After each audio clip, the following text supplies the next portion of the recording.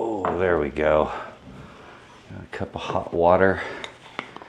Hey, this is one of my holiday videos. I'm doing just a group of videos where I get together with you while I'm busy cooking in the kitchen. Right now, I'm fixing up what I like to call hot spice tea. Another little item from my childhood. It's where we take instant tea and spices, certain spices that are quite reminiscent of the season right now. You know, cloves, cinnamon, that kind of stuff. And mix that together with certain flavorings and some sugar all together and make our own instant iced or instant hot spice tea mixture. And really cool stuff. It's flat delicious, and there's a lot of ways you can kind of customize it, make it yours. So take a look at my recipe. That's also again in my videos. I've got a lot of different recipes in my videos. Great stuff for you to use for the holidays and just at other times, man. And right now, this is the season for this delicious stuff. I love that. Let me rinse this off.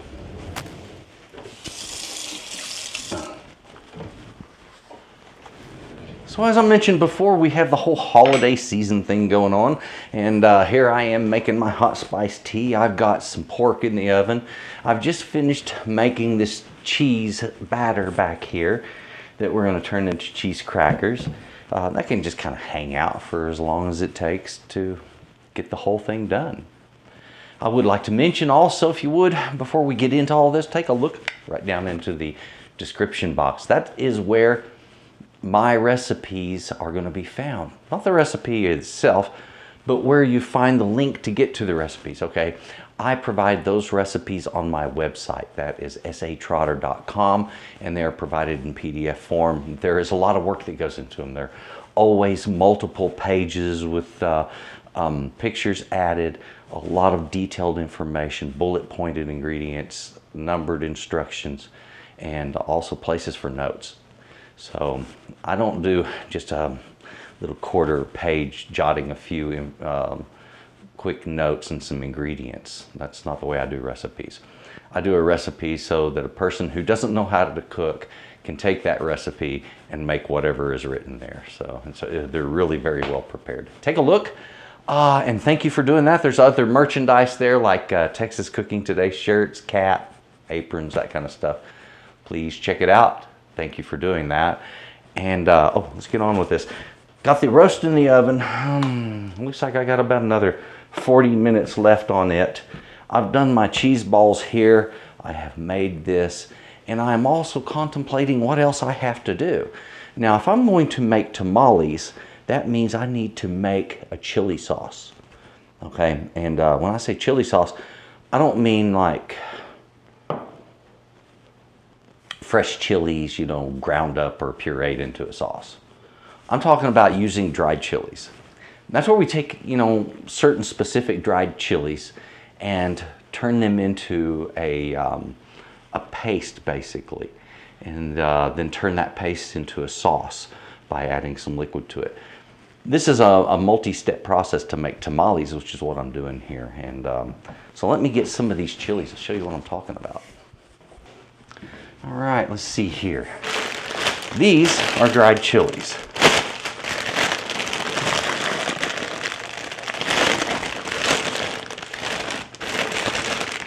Well, there we go. I'm certain that I put enough pressure to get that. I'm trying to be gentle, but not hack it apart. Okay, dried chilies. Oh, the aroma first, it just smacks me in the face. These are dried chilies right here, these. See how it's kind of leathery, bends, it doesn't crackle. That's a good one, okay? Now this is what they call a Guajillo chili, a G-U-A-J-I-L-L-O, Guajillo.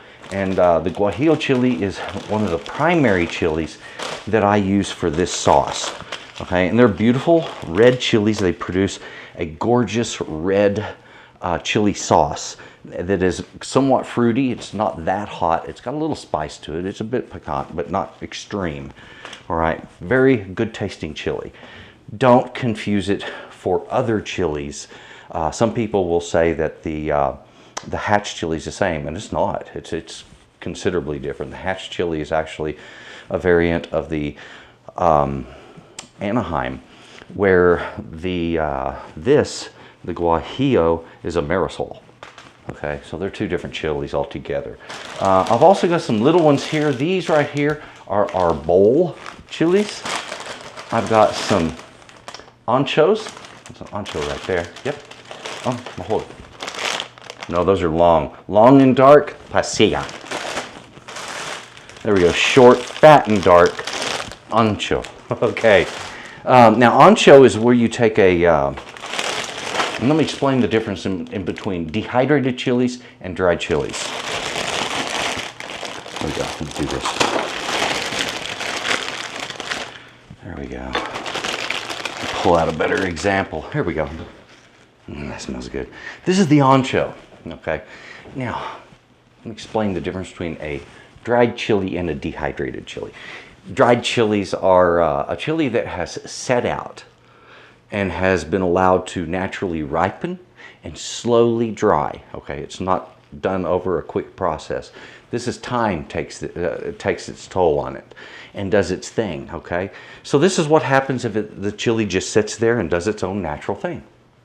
Okay, so it is a dried chili. Now, if I took a chili, let's say a poblano, and stuck it in a food dehydrator, then I get this shriveled up green poblano. Okay. So it's just a green dehydrated chili. It's not this. This is a poblano that's gone through that ripening and slow drying process. Poblano dried is an ancho, okay? But if you just put it in a dehydrator, that's not gonna get you this, okay? So if you're gonna try making these, you gotta let them take their own path to this. And if you're doing that, turn them daily, okay? So otherwise they're going to get wet spots and they will rot and they won't be nice. Okay, so do them the right way. Hispanic people will take these things and hang them, and that's why you will see clusters of chilies hanging in a row. Okay, and that is the purpose for that, is to allow them to dry out and become what they are. So I'm going to weigh these things out to make my tamales. And once I get them all weighed out, and I'm going to split them open and put them into bowls. I need to go get my recipe for my tamales. I can remember a lot of things, but there's a lot of complex measurements here. So I measure these by grams. Okay.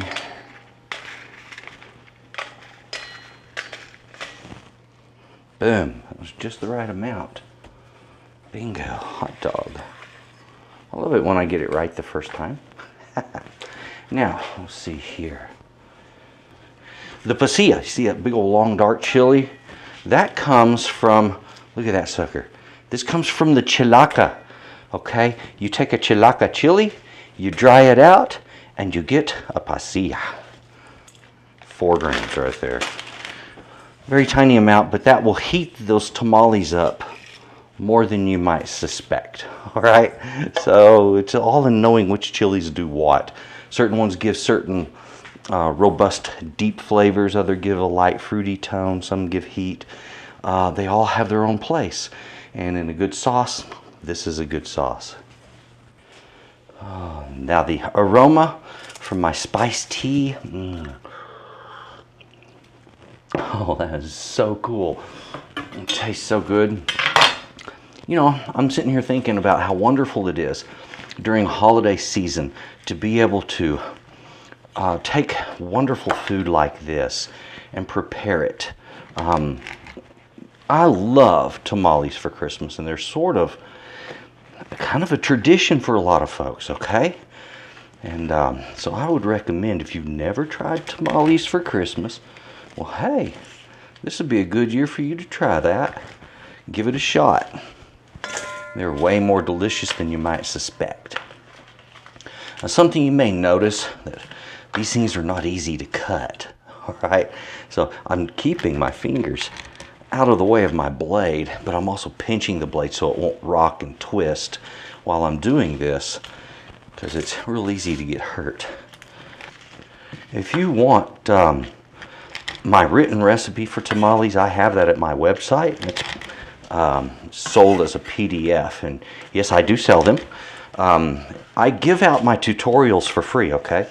I tell all of my ingredients and methods in my tutorials, and so you get the whole recipe right there. You know, you don't have to pay a dime for it. You can just sit there and write it down and go on with life. But the work I put into those things, which is a lot, you know, I ask very little at 25 cents to help compensate me on it. Okay, so I've got these. I'm going to put hot water in this. Now, a lot of folks, especially people in Hispanic culture, are going to take these, they're going to boil them. Put them in a pot of water, bring it up to a boil, and then put them either in a molcajete, which is like a large mortar and pestle, or they will put them in a blender and blend them and run them through a strainer. I don't do mine that way. I long soak them, starting with hot water, and then once they get really pulpy and soft, I run them through a food mill, and I get a perfect chili paste that has zero skin, zero seeds, zero stems, and it's just the inner pulp, and it has fantastic quality. So I did this over many years of experimentation to improve and perfect a perfect tamale recipe, and this is what I did to come up with it.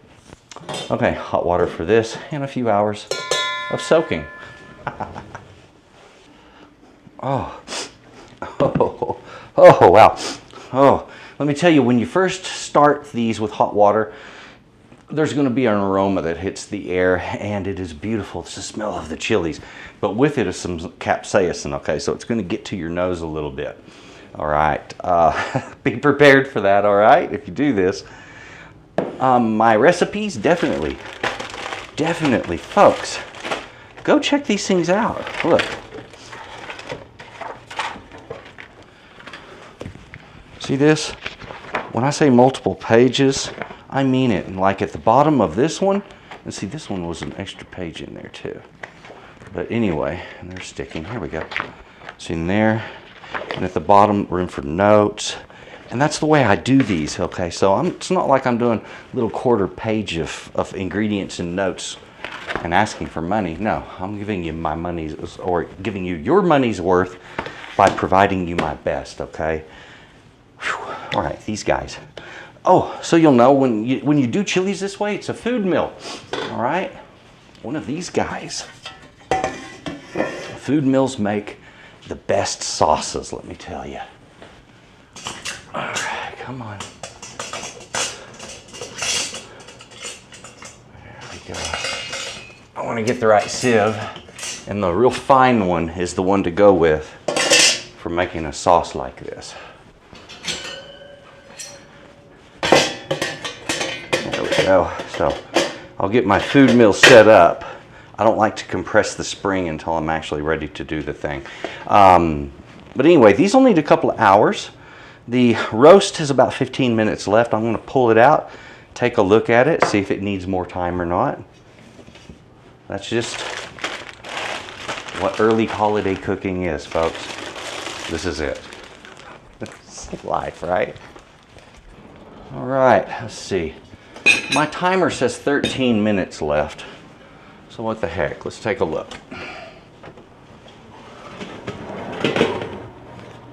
Oh, yeah.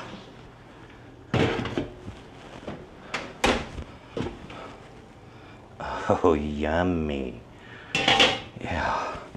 If you want to take a close-up of this, please do. Come on over.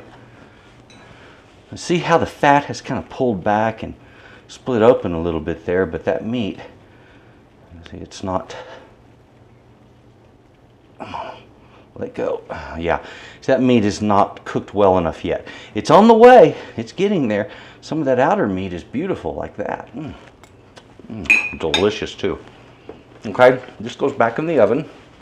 It needs at least another hour, maybe hour and a half. There it is. We've started the chilies. The dough is made, of course, it's just doing its thing. The roast we've checked on, it's looking beautiful. And I'd like to say thank you very much for spending your Christmas holiday with me, and let's have a good time with all of this. If you would, please, again, take a look in the description box, see what I'm doing at my website. Also, the rest of my videos on Texas Cooking Today, great stuff. I know this video didn't show you anything specific other than, hey, here's about chilies. There's some great information there, and you're getting another piece of the puzzle. Here's my timer. Another piece in the puzzle of how I make my tamales. I do this step at a time, okay? So here we are on the first day. The roast is in the oven. It's doing its thing. I'm making my chili paste.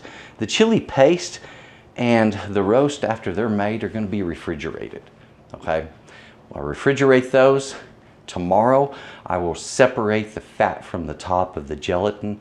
I'll preserve the gelatin, the fat, the roast, I will shred it, and then this right here will be turned into a paste that tomorrow I will use the gelatin from the roast to hydrate the paste and make it that much better.